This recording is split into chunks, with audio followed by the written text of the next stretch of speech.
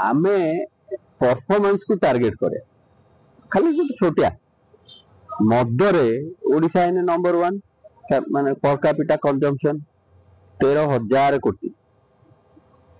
अच्छा हमरो ब्लॉक केतेटा गिनथिया धर हमरो 147 एमएल डिवाइड करलो 13,000 केते कोटी लेखे पइलानी खाली मद इनकम। हां तो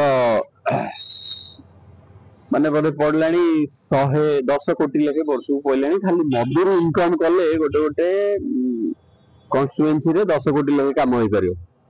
हां तो से भली नेता मझिरे मझिरे डौ नांती पांड्यान मते 3 कोटी टका देला अरे 3 टका कोड लाला 3 कोटी टका काम देला कागु 10 कोटी टका काम देला याडे मद पिके के हम लोक को बर्बाद साडे कहू सामुलाई मंदिर रु तू 40 कोटी नहीं जा मंदिर पे अरे माने जो राम राम माने बगल में छुरा ई सही पाटी सब जगह पाप करू लास्ट को जाई गंगा रे बुडू।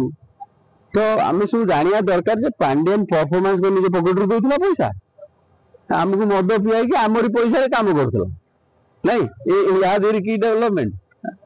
तो सब डिपार्टमेंट बाई जदी जिबा में हम ओडिसा रो performance one of the worst. चासी को इनकम 5,000 आम एवरेज इनकम मैक्सिमम डिस्ट्रिक्ट रे 60,000 रु 37,000 70,000। अच्छा सिक्किम भाया छोटिया राज्य रो इनकम 5 लाख जे इथे पांड्यान परफॉर्मेंस कहीं ये तो को पांड्यान को के नेहरू कहि सले नहीं एई भाया नेता माने।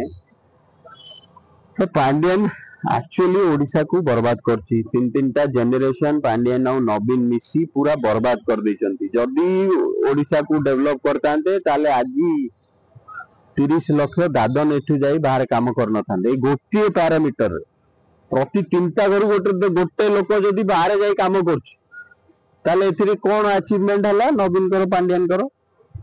तो एथे किछि अचीवमेंट नाही सब देखाणिया पैसा तक मारी के रखी देले पांड्यान जदी पांड्यान जीवे ये खायक पाइबे नवीन जो सिस्टम कर जिंदी आ उत्तराधिकारी रही परिबनी ये बहुत देरी कर दे।